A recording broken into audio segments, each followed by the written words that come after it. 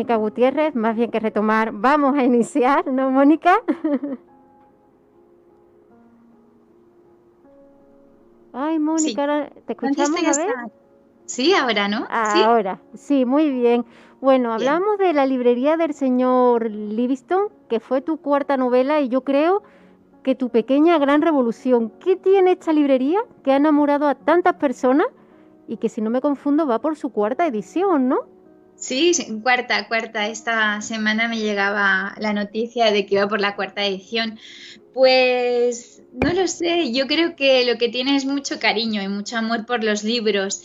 Y bueno, y que a todos los lectores nos encanta una buena librería, ¿no? Entonces, yo creo que los lectores nos entendemos muy bien entre nosotros si hablamos de librerías.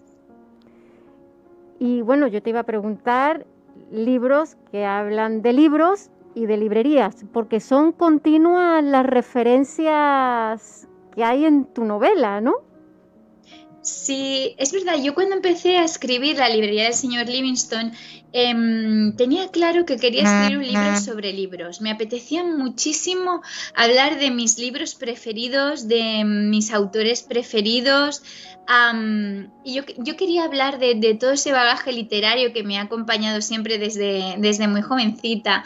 Y bueno, pues pensé, es un libro muy íntimo, muy personal y porque habla de, pues eso, de mis libros favoritos.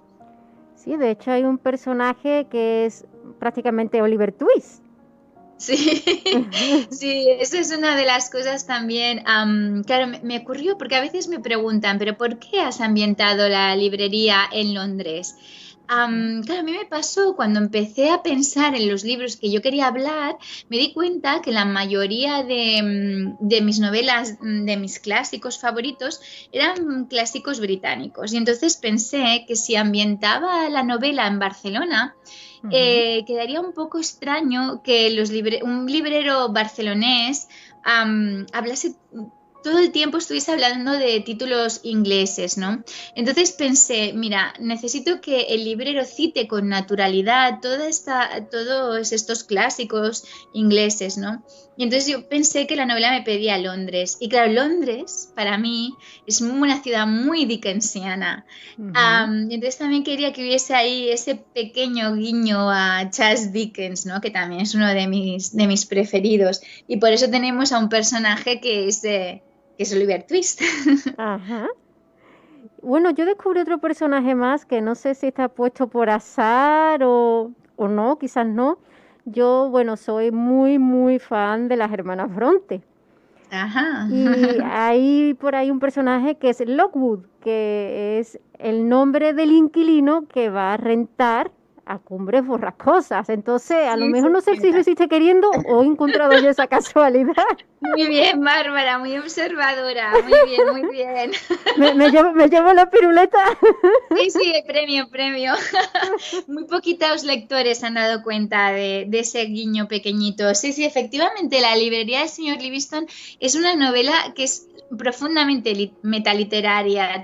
Todo el tiempo vamos a encontrar referencias, guiños, títulos de libros y Logbook, efectivamente, el apellido es el inquilino que narra, ¿no? Cuando llega a Ujú. Cumbres Borrascosas, la famosa novela de Emily Bronte que es una de mis novelas preferidas también de todos los tiempos. Sí, pues a lo mejor las personas ubicaron más rápidamente a, pues sí, a Oliver Twist, pero ya Lockwood era algo mucho más específico. Era ya Sí, el top ten para llevarme el premio, ¿eh? es verdad, es verdad.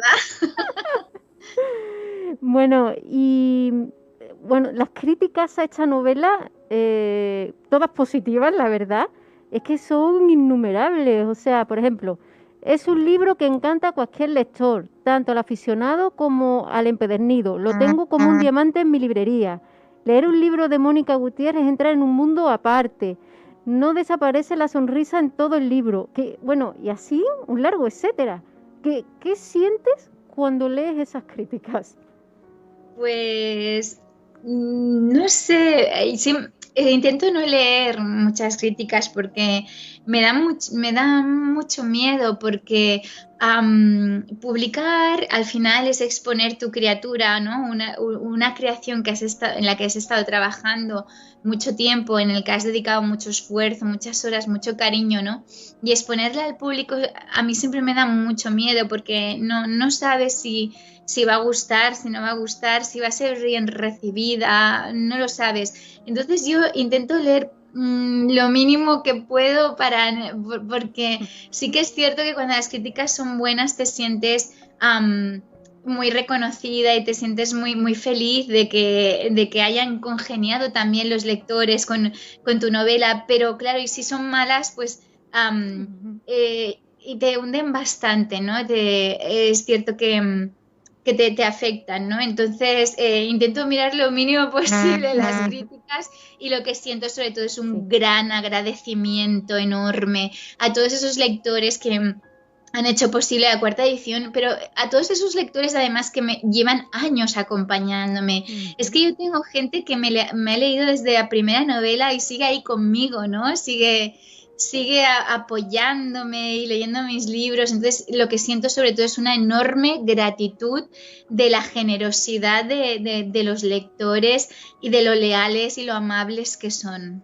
Bueno, Mónica, es que la verdad, si tus libros hacen sentir bien, yo creo que eso nos gusta a todos y de ahí la gran fidelidad de tu público, ¿no? Diciendo, Mónica Gutiérrez va a sacar un libro, me voy a sentir bien leyéndolo, pues para allá que voy a pasar un buen ratito.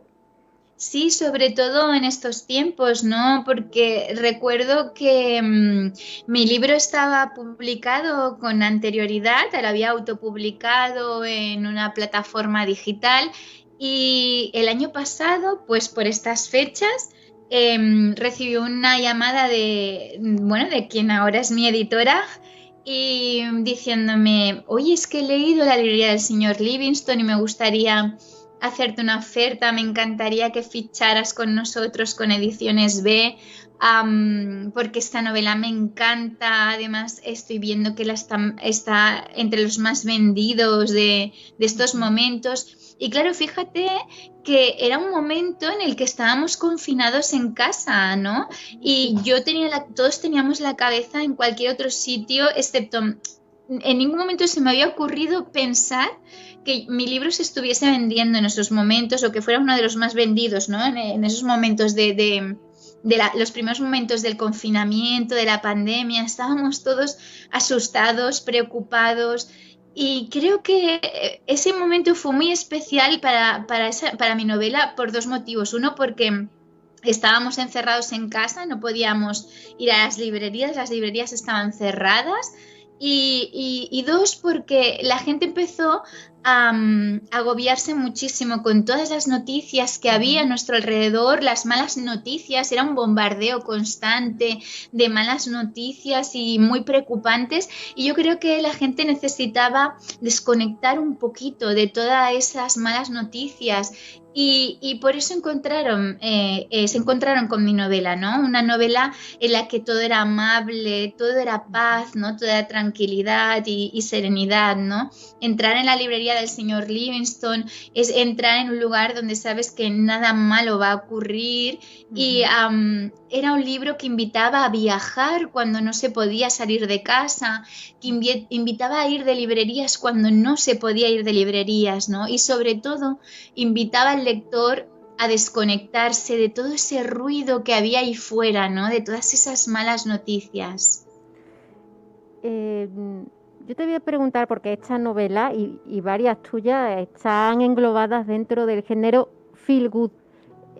¿Tú conocías este género y querías escribir siguiendo este género? ¿O te catalogaron las novelas ahí sin tú conocerlo y ya te gustó? ¿Cómo fue todo esto?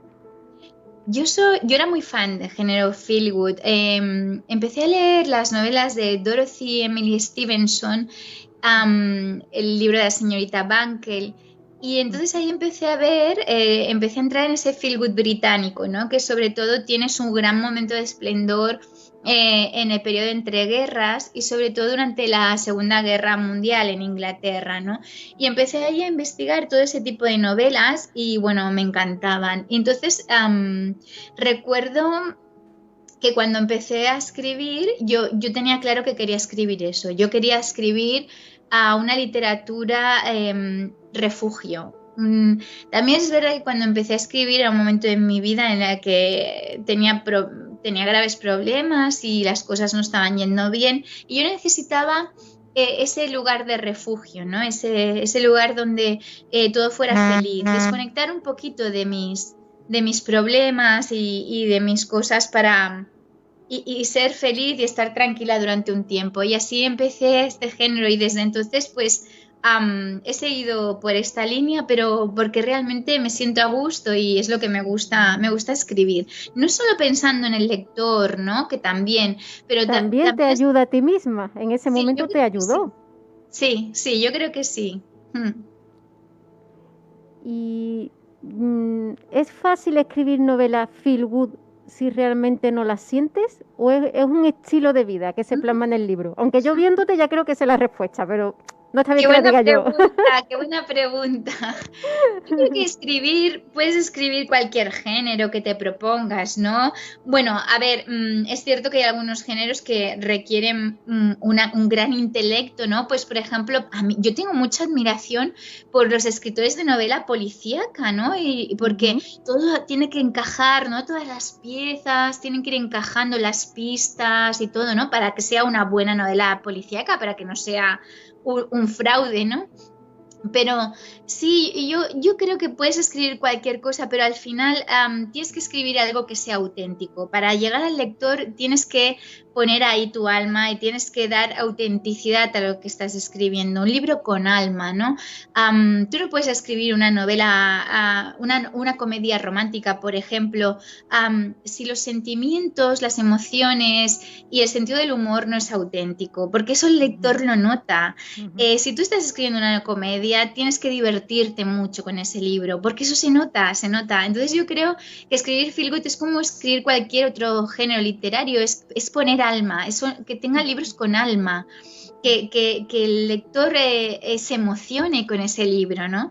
Y entonces yo creo que si tú no te estás emocionando mientras lo estás escribiendo, es muy difícil que el lector también se emocione con él. Sí que es cierto que es ficción, por supuesto, es ficción, pero las emociones son auténticas. ¿Y cuáles son los elementos que debe tener una novela feel good? Sí, las novelas feel good, el feel good inglés, tal y como apareció sobre todo en la Segunda Guerra Mundial, se basa en 4 pilares básicos. Uno es una evolución positiva del personaje, otra es un final feliz, un tercero es una atmósfera agradable, la atmósfera general de la novela tiene que ser un lugar acogedor y agradable donde el lector se sienta bien. Y por último, el cuarto pilar es un gran sentido del humor. Muchas veces me preguntan qué diferencia hay entre una novela feel good y una comedia romántica, por ejemplo, ¿no? Porque se parecen bastante, porque ambas tienen sentido del humor y tal. Y siempre digo que lo mismo, siempre es muy fácil. El tema principal de una novela feel good es la evolución positiva del personaje. En cambio, el tema principal de una comedia romántica o una novela romántica es la historia de amor. Entonces es fácil. A veces yo suelo incluir alguna historia de amor en mis novelas, pero el feel good no, las 4 pilares no hay amor, o sea, no es obligatorio. Yo sí que lo suelo poner porque yo creo que el enamoramiento, el amor también es una sensación muy agradable, ¿no? Y al final el amor mueve el mundo, ¿no? Que creo que es una de las grandes, de los grandes motores de la humanidad. Pero en principio son estos 4 pilares y sí, hay autores que sí que ponen historia de amor y hay otros que no. Pero en todo caso nunca puede ser el tema principal la historia de amor, porque si tenemos la historia de amor como tema principal, Ya sería otro entonces ya género. estamos ante una novela romántica. Y bueno, pude ver que en cierta ocasión dabas incluso talleres de este tipo de literatura. ¿Tienes planteado retomarlos? ¿O hay algo así que se está cosiendo? No, en principio no. Hace ya años hace tiempo que lo dejé y en principio no me interesa ese tipo de docencia. Soy bastante reacia a cualquier docencia enfocada a los escritores, primero porque es muy difícil estar capacitado. Sí que puedes dar un seminario, puedes dar tu opinión o puedes hablar de tu experiencia propia como escritor, pero enseñar a una persona a escribir, enseñar a alguien a escribir, yo creo que estamos hablando de temas universitarios al nivel pues de filólogos, de periodistas, etcétera, ¿no? Entonces, en principio no creo que repita la experiencia, no creo que la repita. Zapatero a tus zapatos. Y la librería del señor Livingston y todas tus novelas, porque he comentado que son 7 las que tienes. Tienes un público muy fiel y yo lo que te quiero preguntar es la literatura y tu literatura en específico ayuda a ser felices a tus lectores. Ojalá. Ojalá. Yo lo que creo que sí que ayudo a los lectores a desconectar del ruido que hay ahí fuera, ¿no? Vivimos en ciudades y en un mundo muy ruidoso donde hay un exceso de información, un exceso de malas noticias, de ruido incluso. Yo vivo en una ciudad muy, muy ruidosa y yo creo que nuestro cerebro necesita desconectarse un poquito cada día. Todos tenemos nuestros problemas, tenemos cerca familiares y amigos que lo están pasando mal por algún motivo. Y luego aparte está pues todo el horror global, ¿no? Pues todas las guerras, las enfermedades, todo está ahí. Entonces, sí que es cierto que no son libros de autoayuda, es decir, leyendo uno de mis libros no vas a solucionar nada, evidentemente, ojalá tuviera ese poder, ¿no? No vas a solucionar nada, pero sí que mientras estés leyendo vas a estar un ratito, tu cerebro va a desconectar de toda esa negatividad y vas a estar tranquila y en paz durante un momento, ¿no? Eso, yo siempre recuerdo una amiga que es muy negativa, ¿no? Y me decía, claro, pero es que quedar a tomar un café con alguien no soluciona tus problemas. Y yo le decía, sí, es verdad, no soluciona tus problemas, pero ese ratito que estás tomando ese café con esa amiga, con esa persona... Crea un paréntesis. Sí, claro, y igual te da ese momento del día, igual te da la fuerza para continuar el resto del día, ¿no? Ahí luchando al pie del cañón, ¿no? Sí, de hecho, bueno, es la primera vez que en este programa de Mil y un Libros hacemos un hueco a libros que ayudan a sanar lo que es la biblioterapia, pero efectivamente yo no me refería a libros de autoayuda, porque hay veces que la literatura, cualquier libro que no sea específicamente de autoayuda, ayuda, valga la redundancia, mucho más que lo que están destinados a ellos. Y si tus libros crean ese paréntesis, pues yo creo que eso a día de hoy es una ayuda tremenda. Entonces, ahí va una pregunta que me surge, ¿no? Y es que hay veces que en las escuelas nos obligan a leer a los grandes clásicos. Yo no dudo de la importancia y el beneficio de leerlos, ¿no? Y de todo lo que nos aportan. Pero debería de haber como otro tipo de talleres o materias transversales en las que se trate la educación emocional a través de este tipo de libros que a lo mejor no son los clásicos, pero sí ayudarían a lo mejor a los chavales a enfrentar ciertas situaciones. Pues sí, es muy interesante esta cuestión, sobre todo si estamos hablando de adolescentes, ¿no? Porque nos empeñamos a meterle a los adolescentes los grandes clásicos universales, que por supuesto que son importantes, ¿no? Pero yo recuerdo todos los clásicos, yo los he disfrutado de adulta, no de adolescente. De adolescente de pocos he disfrutado. Y mira, hace poco me pasó una cosa muy bonita y es que se pusieron en contacto conmigo un instituto de Badajoz.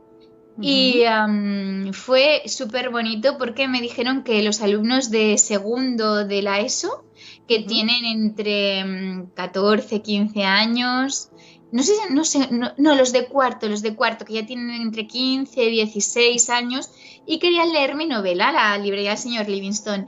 Y nada, se pusieron en contacto conmigo, leyeron la novela y entonces me conecté con ellos por videoconferencia un ratito para comentarla y tal. Y me quedé totalmente sorprendida de lo bien que habían conectado esos chicos de 15, 16 años, lo bien que habían conectado con la novela, con las emociones de esa novela, ¿no?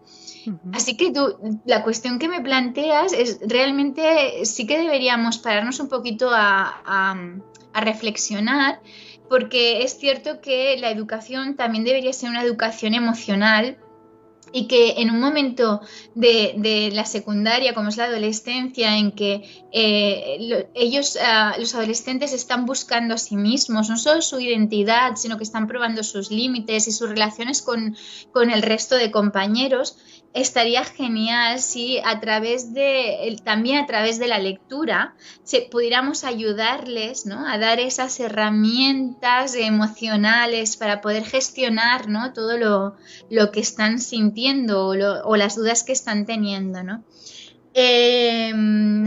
Sí, yo creo que sería súper interesante. Quizás no dedicar el 100% de la lectura a esto, pero sí, por ejemplo, dedicar tiempo a este tipo de lectura, ¿no? Una lectura que conectase mucho mejor con ellos, ¿no? A nivel emocional, más que a nivel de conocimientos, ¿no? Sí, por eso cuando he inaugurado esta sesión del programa, pues sinceramente pensé en ti y quería que fueras tú la primera invitada, porque es lo que comento, son novelas que hacen sentir bien, pero hay veces que erróneamente ubicamos que solo la literatura de autoayuda con ciertos autores son las destinadas a tal fin. Y para nada, o sea, con que haya una novela, con que empatices con el autor, con los protagonistas, o te sientas identificado o te haga sentir bien, eso ya es bastante terapéutico, como pude leer al inicio de tu entrevista. Y bueno, háblanos de tu última novela, que son 7. Estamos con el señor Livingston, que no sabía que te había traído este regalo tan acorde a lo que hablamos, pero háblanos de tu 7ª novela también, Mónica. Claro, es que es verdad, te escuchaba y es verdad, claro, el señor Livingston trata temas también muy universales emocionalmente hablando, ¿no? Como por ejemplo la inmigración, ¿no? El tenerte que ir de tu país porque para no encuentras trabajo. La vida, claro, la frustración de no encontrar trabajo, de lo que de tu vocación, ¿no? Todos hemos pasado alguna vez por eso o por estar perdidos y no saber cómo volver a encontrarnos, ¿no? Pues mira, mi última novela es Próxima Estación. Es un poquito diferente porque a las demás, porque es verdad que igual me queda un poquito más romántica. Sí, esta me queda un poquito más romántica que Feel Good, pero bueno, también habla de emociones y de los temas que suelo tratar en mis novelas, ¿no? Esta novela es un homenaje al Orient Express. Yo tenía, me parece súper romántico toda la historia de aquel tren tan lujoso, ¿no?, que atravesaba Europa. Aunque hubo un asesinato ahí, ¿eh? Hubo una novela que hubo un asesinato. No es tan feel good, no es tan feel good. Es que vi hace poco, hace 2 o 3 años, un reportaje que me encantó, que si tenéis interés, está colgado en YouTube, ¿sí?, sobre el Orient Express, de cómo una cadena hotelera de lujo, que es la Belmond, compró los vagones originales, poquito a poco los fue comprando en subasta, los originales, y los restauró, pero respetando hasta el último detalle del tren del siglo anterior, o sea, del tren original, ¿no? Y bueno, es maravilloso. Vete ese reportaje porque es increíble. Y entonces yo pensé, yo quiero una novela aquí dentro, o sea, siempre me parece muy romántico viajar en tren, me parece súper romántico, ¿no? Porque en una sociedad como la nuestra, en la que todo es rápido y todo va deprisa y volamos en avión de un lado para otro y desayunamos en París pero cenamos en Barcelona y esas barbaridades que hacemos, el tren todavía es una manera de viajar lenta, ¿no? En la que tardas tanto que te da tiempo para vivir aventuras, porque en un avión, pues bueno, poquita aventura te da tiempo de vivir, ¿no? Pero en un tren, que duermes en el tren y pasas una semana en el tren, pues ocurren cosas y vas atravesando Europa, ¿no? Y entonces me interesaba muchísimo, además, esa atmósfera tan de aquella, de una época modernista tan deco, ¿no? Del art deco aquel, ¿no? De las lámparas aquellas de Tiffany's, de Auguste Duré, ¿no? Y luego descubrí que el mismo diseñador de las maravillas decoradoras. Mónica, un momentito porque vamos a patrocinadora y regresamos contigo. No te nos marches otra vez. Vale, no te preocupes.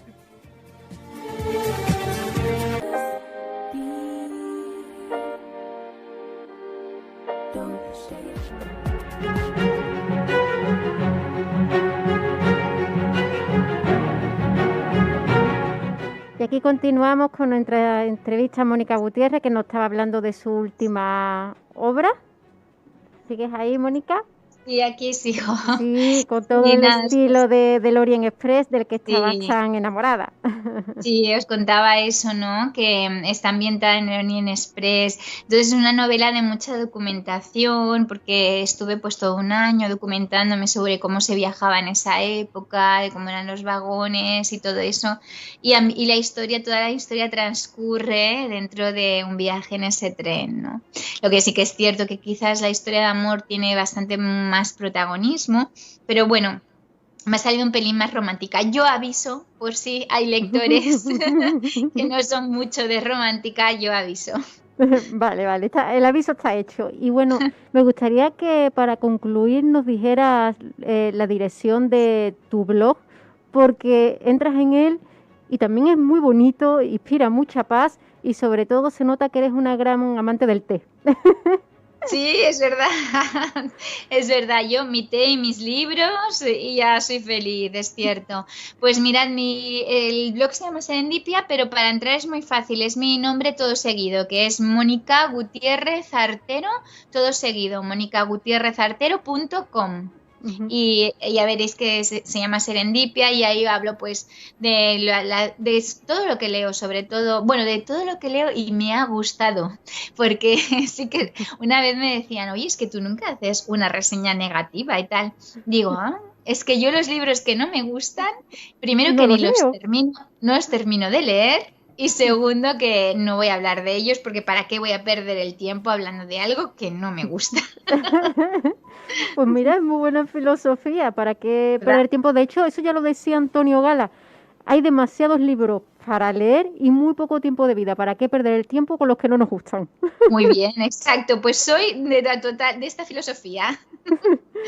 Pues Mónica, ha sido todo un placer tenerte en nuestro programa, que hayas inaugurado esta sección de libros sociales o libros para sentirse bien y que tengan un beneficio en nuestro estado emocional.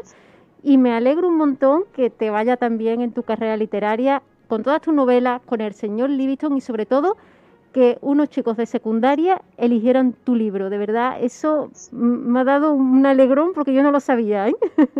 Sí, me hizo muchísima ilusión.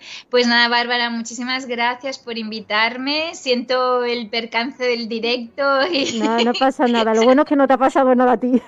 Estas cosas de las conexiones y nada, me siento muy honrada y muy feliz de que me hayáis escogido para inaugurar esta sección. Así que muchísimas gracias, Bárbara, a ti y a todos los oyentes de Radio Capital. Muchas gracias. Un besazo y aquí una compañera de fan de tomar el té. Un besazo, Mónica.